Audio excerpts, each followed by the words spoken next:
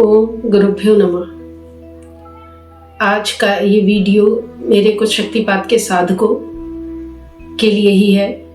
कई साधकों के मेरे पास प्रश्न आते हैं जब उन्हें कई तरह की क्रियाएं होती हैं तो वो डर जाते हैं। आप सबको मालूम है क्रियाएं 5 तरीके से हमारे जीवन में शक्तिपात के बाद परिणित होती हैं। कोई स्वप्न के माध्यम से, कोई व्यवहार के माध्यम से, कोई शारीरिक क्रियाओं के माध्यम से, कोई भावनाओं के माध्यम से, कोई कार्यों के माध्यम से।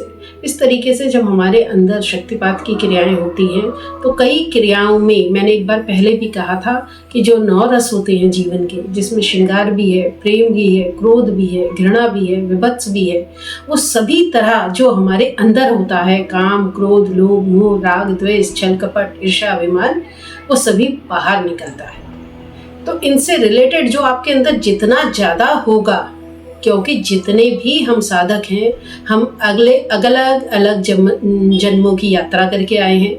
हमारा परिवार अलग है, हमारा संस्कार अलग है। जिस तरीके से हमारे फिंगरप्रिंट अलग होते हैं, उसी तरीके से हमारी क्रियाएं भी अलग अलग प्रकार की होती हैं। तो कई साधकों को तो बहुत सौम्य क्रियाएं होती हैं, कईयों को क्रियाएं महसूस ही नहीं होती है, और कई साधकों को बहुत विभत्स और बहुत उग्र शारीरिक क्रियाएं होती हैं। तो जब इस तरह की क्रियाएं हो रही हों तो आपको डरना नहीं चाहिए।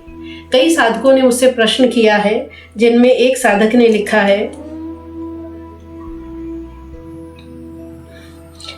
कि प्रणाम माता जी, कल शाम को मेरे ध्यान के सो रहा था तो अचानक से एक खाली जगह गिरने का अनुभव हुआ। चारों तरफ खाली खाली था और चारों तरफ रोने चिल्लाने की आवाज़ आ रही थी और कहीं कहीं मेरा नाम सुनाई दे रहा था। ये किस तरह का अनुभव है? बहुत ही डर लग रहा था। तो बेटा, इस तरह के जब अनुभव आपको होते हैं तो कुछ तो आपके जो होते हैं भय को निकालने के लिए होते हैं। आपके अंदर बहुत भय है, तो वो भय कैसे निकलेगा? आपको इस तरह की क्रियाएं होगी। कुछ पिछले जन्मों के आपके अनुभव होते हैं, क्योंकि आप वैसे परिवेश से आए होते हो, आप कुछ ना कुछ लेके आ रखे हो, कोई प्रेम लेके आ रखा। आप किसी को बहुत ज्यादा प्रेम करो, आप उसको विश्वास दे रहे हो और सामने वाला उस विश्वास को नहीं ले रहा, वो प्रेम नहीं कर रहा। इसका ये मतलब नहीं गलत है, इसका मतलब वो पिछले जन्मों में प्रेम में इतनी चोट खा चुका है कि इस जन्म में वो डरता है प्रेम करने से, किसी पे विश्वास करने से।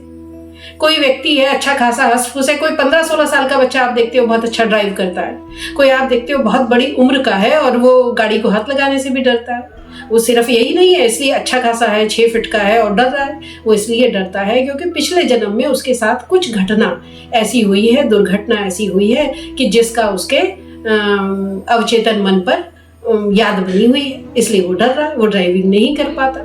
तो उसका जब आपकी जब क्रियाएं होंगी तो वो उसी तरह की क्रियाएं होंगी कि आपके मन से प्रेम को, भय को, विश्वास को, अविश्वास को, घृणा को, इन सब क्रियाओं के माध्यम से ये सब चीजें बाहर निकलेंगी। आप कभी कंपेयर नहीं कर सकते किसी दूसरे से। अगर मैं आप सबको अपने अपने घर साफ करने को कहूँ तो आप जब अपना घर साफ करोगे बेटा, तो हर एक के घर से अलग अलग तरह का कूड़ा निकलेगा। जिसके घर में कॉकरोच ज्यादा होंगे तो कॉकरोच निकलेगा, जिसके घर में धूल मिट्टी ज्यादा होगी तो धूल मिट्टी निकलेगी। कोई दर्जी का घर है, उसके घर में बहुत सारी कतरनें हैं तो सफाई में कतरनें निकलेगी। कोई प्रिंटर का घर है, उसके घर में बहुत ज्यादा किताबों की छपाई और ये होती है तो वो अखबार की कतरनें और कागज की कतरनें निकलेंगी। तो इसी तरीके से जब आपके अंदर सफाई होती है तो अलग अलग तरह की चीजें आपके मन से बाहर निकलती हैं। तो क्रियाएं होते हुए डरना नहीं है, केवल साक्षी भाव रखना है। साक्षी भाव का मतलब कि आपको, जैसे आप पिक्चर देखने जाते हो और आप पिक्चर में देखते हो कि गाना आ रहा है, आप एंजॉय करते हो, कोई कॉमेडी सीन आ रहा है, आप उसको एंजॉय करते हो। फिर पिक्चर में आप देखते हो कोई रेप हो रहा है, आपको गुस्सा आता है विलेन पे, पर आप कुछ नहीं कर सकते, आप दुखी हो रहे हो वहां पे, पर कुछ कर नहीं रहे हो। पूरी पिक्चर एंजॉय करते हो, दुख भी लेते हो, सुख भी लेते हो, आनंद भी लेते हो, हंसते भी हो। वैसे ये जिंदगी भी एक पिक्चर की तरह होती है। हम यहाँ पे सब कुछ देख कर उसको पिक्चर की तरह साक्षी भाव से देखना है जो हमारे साथ हो रहा है। ओम गुरुभ्यो नमः।